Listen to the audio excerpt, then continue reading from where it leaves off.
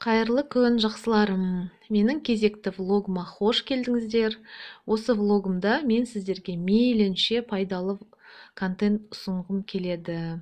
Жаз мезгілін қалай өткіздіңіздер? Жаз деген 3 ай өте шықты алдымыздан, көп нәрсені үлгеруге тырыстық, үлгердік те. Соның ішінде өзіміздің бір қатар бітірген шаруамызды көрсеткім келеді. Міне осындай объект, бұл объект қай жерде, кімнің үйі, не объект деп сұрамай-ақ қойыңыздар. Бастысы, бұл объектке біздің қойып келген межеміз өз мәресіне жаңағы оң нәтижемен жетті. Ең бастысы біз үшін сол. Мына айтайын дегенім, осындай қою, керемет қанық түсті обойларды жұлып тастамай-ақ, айырбастамай-ақ жаңа интерьердің түсін өзгертуге болады екен. Оған міне дәлел мен сіздерге бүгінгі влогымда көрсетемін. Міне кәдімгі қанық жылтырап тұратын қою түстері бар обойларды ешқандай жұлып тастамай-ақ, жаңағы тағы да қайталап айтам, интерьерді жеңілдетуге, түсін өзгертуге әбден болады. Ол үшін алдын ала дайындық жұмыстарын жасаймыз, плинтустарды алып тастаймыз, обойлардың көтеріліп тұрған жер болса алдын ала оны жабыстырамыз, есіктің жақтауларын алып тастаймыз. Бұл интерьерде қандай бояуды қолданғанымызды мен осы влогтың барысында көрсетемін. Сол бояумен қараңыздар, 2-3 қабат бояғанның өзінде, міне қараңыздар, қаншалықты қою қанық түсті обойдың мына түсін әбден суретін бояп кәдімгідей көз алдымызда интерьерімізді өзгертіп берді. Және де алдын ала дайындаған кезде мына жерге скотчтар жабыстырғанбыз, ол жылтырап көрініп қалады екен, оны жұлып тастап, басқаша жауып, кейін оң нәтижесі қалай болғанын көрсетемін. Ал мына қабырғаны бояп жатқан бірінші слой. Бәрі боялып тұр. 2 сағатта кепкеннен кейін екінші слой жүргізу керек болады. Мынандай цветной обойды осылай бояп тастайды. Так, мына боялған жақ. Жылтырап тұрғаны бұл су, дымқыл. Кепкеннен кейін матовый болады екен. Мына алдындағы обойлардың, мына көріп тұрсыздар ма? Сол клей ашылып кетеді екен. Оны алдын ала жабыстырып қоймаса, бояп жатқанда жабыстыруға болмайды. Әлі кеуіп жатыр. Мына 2 қабат уже боялғаннан кейін көрдіңіздер ме, қандай тамаша матовый. Өзінің бояуының түсі білінбейді, бірақ обойдың текстурасы керемет болып көрініп тұрады. Бұл 2 қабат боялған, где-то уже интенсивно жағылған, почти что 3 қабат деуге болады. Қараңыздар, қандай тамаша. Әзірге кеуіп жатыр. Сіздерге коридорды түсірмеппін до. Негізі мынандай қоңыр обой, кәдімгі фактурный тоже. Соны міне 1 қабат бояп шықты. Жер уже кішкене кеуіп келе жатыр. Көріп тұрсыздар ма, мына қоңыр түрі, мына уже краскамен боялған түрі. Бәрі қалды. Бәрін дайындық жұмыстарын жасап қойды. Прихожканы жылжытып, артында краскілеп шығады. Мына обойдың түрі мынандай, полоскамен, сосын мынандай гүлмен, бірақ фактурасы өте әдемі. Ертең результатты көреміз. Одан кейінгі шаруа кухнядағы мынау түсті обойды бояу. Мынаның барлығын боятын болады, Алла қаласа. Мыналардың барлығын. Сондай жұмыс предстоит. Мынау залдың акценттік обойы. Мен видеоға түсіріп үлгермеппін. Мынау жай обой болатын. Сіздерге көрсетіп кетіп жатырмын, қандай объеммен жұмыс жасағанымызды. Және де бізге мына қолданылған бояуымыз осы Dulux фирмасының бояуы. Біз аздап өзіміздің қалауымыз бойынша ашық сорт түспен колерладық. Ол бояуды бізге бірден 12 месяцев деген дүкендердің сеті бар ғой, сол жерде дайындатып алдық. Міне нәтижесімен бөлісіп жатырмын. Мынау түнгі жарық, қабырғада люстралардың кішкене несі бар, көлеңкесі бар, ал негізі өте тегіс жағылды. Мынандай бояумен бояғаннан кейін бүкіл жиһаз кәдімгі көрініп, керісінше бұрында обой акцент беріп тұрған болса, қазір жиһаздар акцент беріп тұр бөлмеге. Және де әр бөлменің обойларындағы узорлар өзінен шығып тұрған өрнектер әртүрлі болғаннан кейін, қарап отырсаңыз, бір түсті бояумен боясақ та, бірақ сол узорлардың ерекшелігіне қарай бір керемет жаңағындай нәтижеге қол жеткіздік.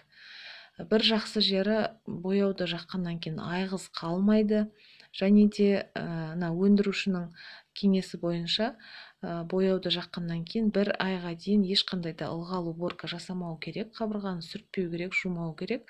Ал 1 айдан кейін әбден бояу обойға сіңгеннен кейін, әбден беттескеннен кейін ылғал уборка жасай беруге болады. Көңілімізден шықты нәтиже, көз қорқақ қол батыр дейді ғой. Болғаннан кейін, жұмысты жасап болғаннан кейін айтып жатырмыз, қандай біз молодецпіз деп. Бұрын соңды жасамаған шаруа болса да, білек сыбанып кірісіп кеткен, мені 1000% қолдаған жолдасыма рахметімді айтам. Зато осындай керемет нәтижеге жетіп, бәріміз де қуандық. Айсөне тұр. Айсөнтай тұр. Айсұлтан тұр. Привет, Айсұлтан.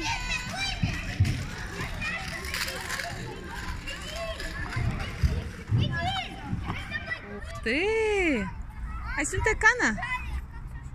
Зажарилась? Қазір отырамыз ана жерге. Давай. Тігідік де. Ух ты, ух ты, ух ты, ух ты. Ана жерге тіреп қалып масқара болмаңдар. Қане? Ух ты, Кана, Айсөнтай, давай, шап. О, молодец. Молодец өзі. Молодец өзі. Айсекөш мына жерде жатыр. Ана жерге отырайық, ана жер көлеңке екен. Иә? Сырт жаққа дейді? Неге қарап отырақта? Балалар келем десе келеді, қарап отырамыз, ойнайым десе ойнай береді. Иә? Ой, молодец, шап. Молодец өзі. Анаған барса, анау тегіс қой. Пәтем? Ух ты. Қазір балам, қазір отырамыз, құрамыз отыратын жерімізді. Она уже в пустыне. Кана, шап. Патча, давай. Ой, тыгыдык. Ой, молодец. Тыгыдык. Ага, молодец, красавчик. Тыгыдык. Ай, молодец. Қолы ауырып қалды ғой өзінен. Тыгыдык. Молодец. Ага. Айзекөш не істеп жатыр, Айзекөш? Айзекөш не істеп жатыр, Айзекөш не істеп жатыр, баскенің бәрін? Жылыстып тастапты ғой өзі? Ага.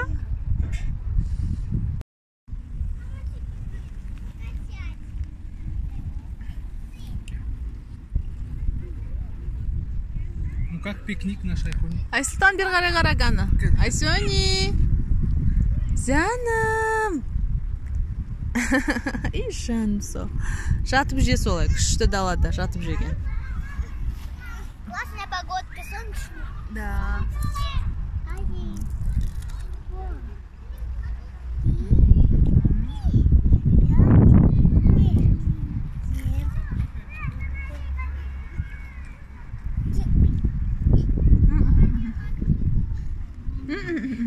Kan жей ғой, балам. Жей ғой, банан жей ғой.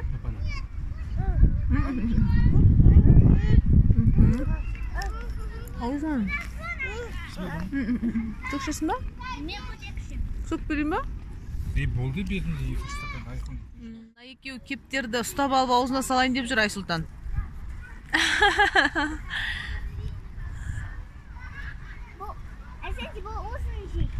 Өзі жейді, балам, аны өзі жейді. Ей, балам, ұстама.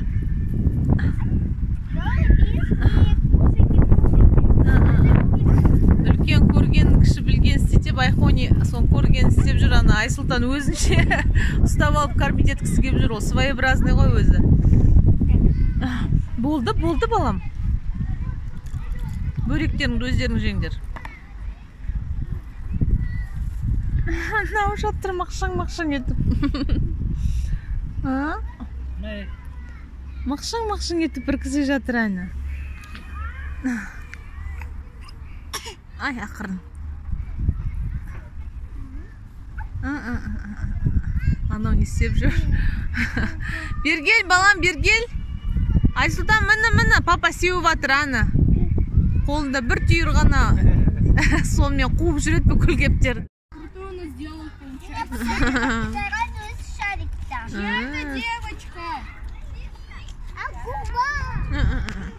Айсұлтан, Айсұлтан, Айсұлтан? Звезда, я? Молодец. Сосын, акула ма, кит па? Кит па, акула ма? Айсоня, кит па, акула ма, мам? Мынаны жасап алам. Пашка, поучись. Если не получится, не получишь ничего. Нет, не нельзя так говорить, ничего получишь. Айхоня, давай Айсултану помогай. Айхоня, Айсултану помогай. Мына жерде мясная вилла деген өзі специализированный еттің магазині бар. Содан Асекең кеше мынандай ет алып келді. Почти 28 мыңға. Мыналар лопатка дейді, қол еттер, ішінде кішкене сүйектері бар. Мен бұларды сосын специально тушенка жасауға арналған мойнек қой, кәдімгі ішінде сүйегі жоқ. Соларды турап, бұдан тушенка жасаймын. Ал мынау әдемі төсті қазір бұрыштап, тұздап қойып қоям, асатын етке қосып қоям. Ал мынау санет, бұл санеттің жартысы жаңа тушенкаға кетеді. Жартысынан кусок-кусок қып турап, пловқа салатын арнайы ет дайындап қоям. Енді 30 мыңға жоқ суммаға алған ет, бірақ енді қазір ет деген қымбат қой, 2,5-3,5 мыңның жобасында варьирует бағасы. Соның барлығын тушенка деген маған өзі тұрмыста тез балалармен жүгіріп жүрген кезде тез тамақ істей салуға өте ыңғайлы. Уже 2 рет жасағам, қазір 3-ші рет жасаймын. Міндетті түрде көрсетем қалай жасайтынымды. Мен мұны санеттен турап алдым да тұздап қойдым. Бұл пловқа осындай көлемде бөлек-бөлек мешочекке орап қатырып қоям. Плов дайындағанда осындай ет дайын тұрады. Ал бүкіл сүйектерді мынандай сәл-сәл еттен қалдырып, осылай турап, тұздап, бәрін реттеп қойдым. Оларды мен лапша, борщ қайнатқанда пайдаланам. Ал мына 2 төсті еще сәл бұрыш қосып, осылай тұздап қойдым. Бұны асатын етке салам. Төс бір жағынан майлы, бір жағынан жаңағындай соғымның етінің сәнін кіргізуге маған керек. Ал тушенкаға мына еттердің барлығын қазір ортан шығып турайым да, сосын оны дайындап қоям. Үйде тұз қалмай қапты, барлық тұзды пайдаландым. Сосын жуа аз екен. Әзірге осылар кішкене тұзысын алғаннан кейін мешоктарға салып морозильникке қатырам. Мен тушенканы турап дайындап қоям. И плюс жуамен тұз әкеліп тушенканы қайнатып бастайым. Туралған етті бір қабат кастрюльге, үлкен кастрюльге саламын. Оның бетіне жуа салам. Сосын тұзбен бұрыш себемін. Солай бір 3-4 рет осындай реттілікпен қайталаймын. Олардың барлығын араларын ашып тушенканы осылай дайындаймыз. Мен морозильникке қойып қойғам ғой, етті кішкене бірігіп қапты. Қолмен ашып жіберіп жатырмын. Міне осындай бәрі жабылады. Сосын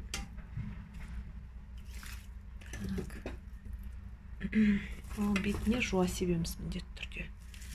Жуаны мол қып себеміз, сол үшін жуаны мол қып турап қойдым. Ешқандай басқа бөлек специя керек емес. Жуа, тұз, бұрыш.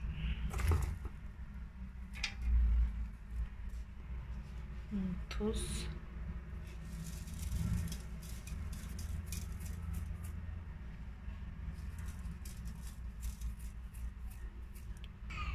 Қара бұрыш.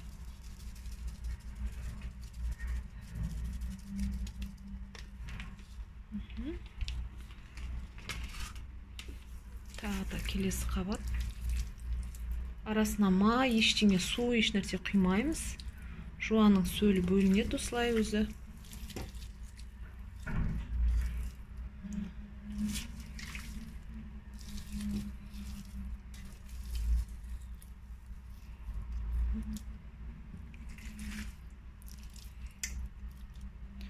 Осылай целый бір кастрюль болады. зато 1,5 айға жететін болады үйге. Жуанның бетін жаптық. Тағы да жуа себеміз. Мынау ең соңғы слой. 3 қалың слой болды. Жуасын, тұзын, бұрышын беттеріне септік. Ештеңе де тамызбаймыз, су қоспаймыз, май қоспаймыз, қайталап айтам. Тура осылай ақырын отқа қоямыз. Ақырын отта бір сағаттай өзі ақырын қайнап бастайды. Сол кезде одан сайын ақырындатам да отты. 5 сағат қайнап тұрады. Қайнау керек. Ештеңен түртпеймін, просто асты жабысып қалмасын, қатты от қойып қажет емес. Мен қазір мұны среднийға қойдым. Енді қайнағаннан кейін одан да азайтам кішкене. Солай тушенка дайын болады. Арасында осылай ашып қарап қоямыз. Көрдіңіздер ма? 2 штук қана лавровый лист салып қойдым. Ақырын осылай өзі отырады. Ақырын бұлқылдап қайнап жату керек осылай. Міне тушенкам дайын. 5 сағат ақырын отта бұлқылдап пісіп, одан кейін астын сөндіріп қойдым. Суды мына уже келесі күні осындай пластиковый ыдыстарға салып жатырмын. Өлшемдері әртүрлі, көлемдері әртүрлі. Главный таза ыдыс плюс беті герметично жабылу керек. Осыдан кейін морозильникке сақтап қоям. Міне бір рет напрягация етіп, 5 сағаттың ішінде тушенка дайындап алсаңыз, одан кейін міне санап отырсам 15 ыдысқа құйылып тұр екен. 15 рет тамақ істеген кезде көкөністерін ғана турап, немесе сорпа болатын болса, тез-тез дайындап жібересіз де, етіңіз уже дайын тұрады. Еттің бөлек піскен уақытын тосып тұрмайсыз. Бір керемет лайфхак. Өзім осы жолы 3-ші рет жасап жатырмын. Бүкіл отбасыма дәмі ұнайды, жолдасыма да, балаларыма да өте ұнайды дәмі. Тушенкадан жасап жатырмын десе, ура деп жетіп келеді тамаққа. Сондықтан да бүкіл әйел адамдарға рекомендую.